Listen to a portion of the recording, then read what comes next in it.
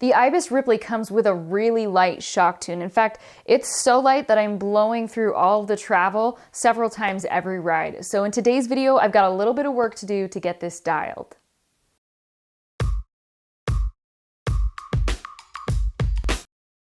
I'm so light that I usually have a really hard time working through all of the suspension on my bikes just because they typically come tuned for riders that weigh 50 or more pounds than me.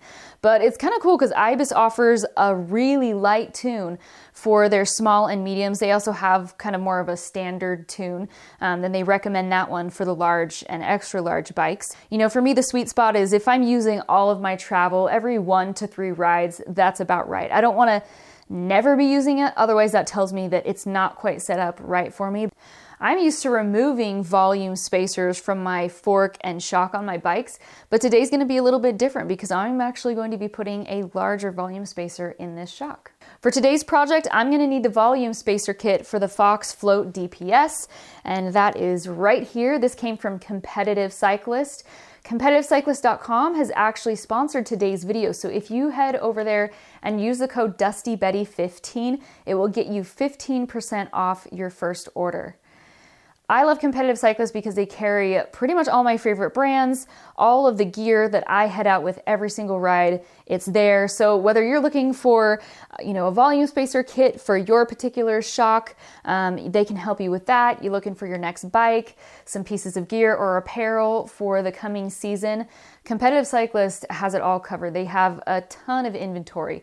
I'm going to include links to a lot of my favorite things that I run on this bike from my frame pack. This thing is awesome because you can move the straps to different positions around it, locate it that way on different parts of your bike, whatever works for your setup. I'll include links to the tires that I've been loving, and then a ton of other things like my pack, my knee pads, all of my favorite gear. It's all from Competitive. So I will include those links in the description. So if you're looking for some gear ideas for the coming season, make sure you check those out and use my link, get whatever you're looking for Competitive. They have a ton of inventory and also phenomenal customer service. So before I install one of these volume spacers, I thought this would be a good time to talk a little bit about what these are and what exactly they do and when you might want to use one. So typically we set our shocks with enough pressure that when we're on our bike, not doing anything crazy, just the rider weight on the bike will sag into this suspension about 30%. So this will compress to about 30% just from me being on here. Well, when I get it to that 30% that I like to have it at, like I said, it's still bottoming out the suspension several times every ride. So what that tells me is that I probably need to put a volume spacer in it at that point. Now I could just add more pressure to the shock until it stops bottoming out, but that's not really the way that these shocks are designed to be used. When you do that, it really changes the way that the tune feels. So it ends up making the whole ride feel a lot harsher. It takes away a lot of the small bump sensitivity.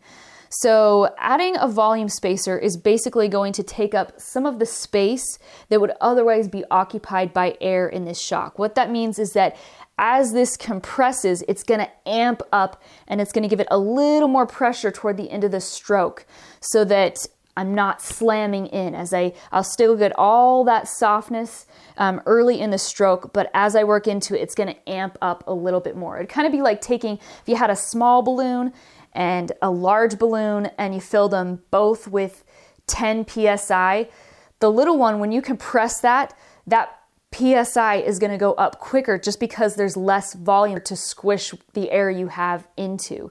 And so the volume spacer is basically taking my larger balloon and turning it into a smaller balloon, since one of these will take up a little bit of the air.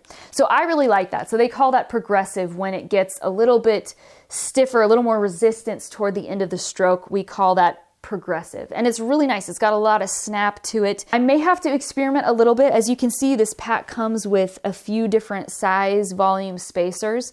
So I may have to put one of them in, make my best guess, take it out for a ride, see how it's going. If I put too big of one in and then suddenly I can't ever use more than like that much of my suspension, then I'll know maybe I put a little bit too big of a spacer in. I may need to play with a little bit. I'm gonna go ahead and make sure that all the gunk and dirt is off my bike so that as I open up the air chamber that I'm not gonna contaminate that. I do need to let the air out first. Shocks come with these little silicone rings on them, and you push it up at the beginning of every ride, and then as you work through your shock, it will push it down, and it just gives you an idea of how much of your shock you're using on every ride.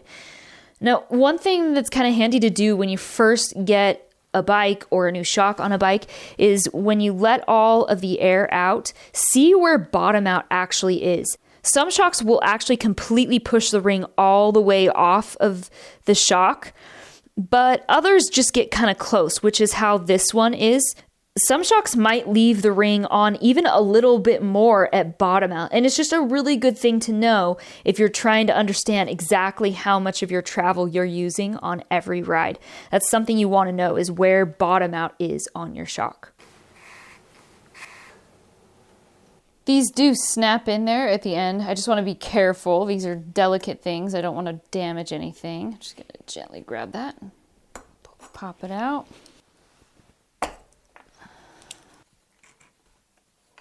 All right. This came with the 0.6 inch spacer. This is the whole kit. They're numbered to tell you what size they are. The colors kind of look like Fruit Loops.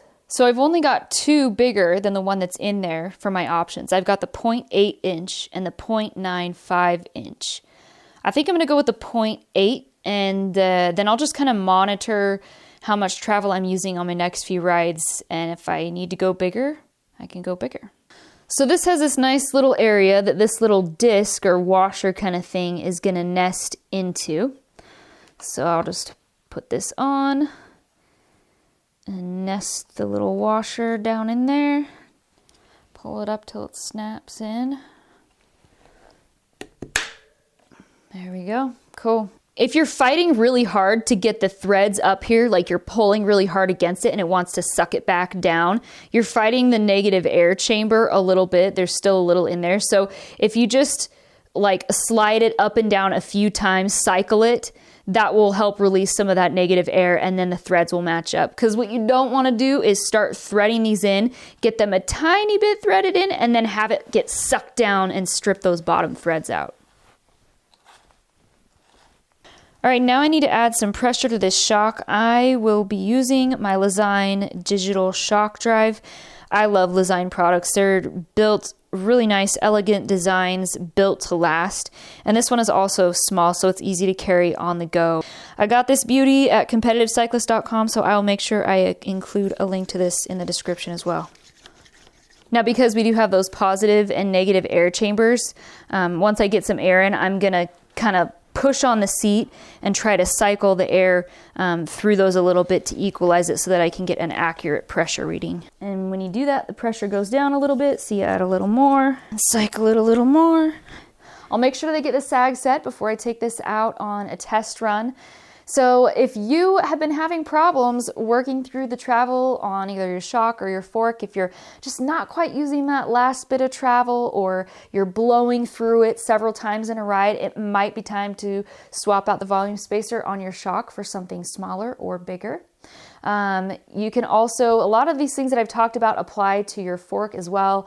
This bike came with 2 volume spacers in the fork, and I ended up taking both of those out, and forks, you can run them with no volume spacer at all, and it's running beautiful. I want to hear from you guys in the comments. What is going to be your main bike for 2021?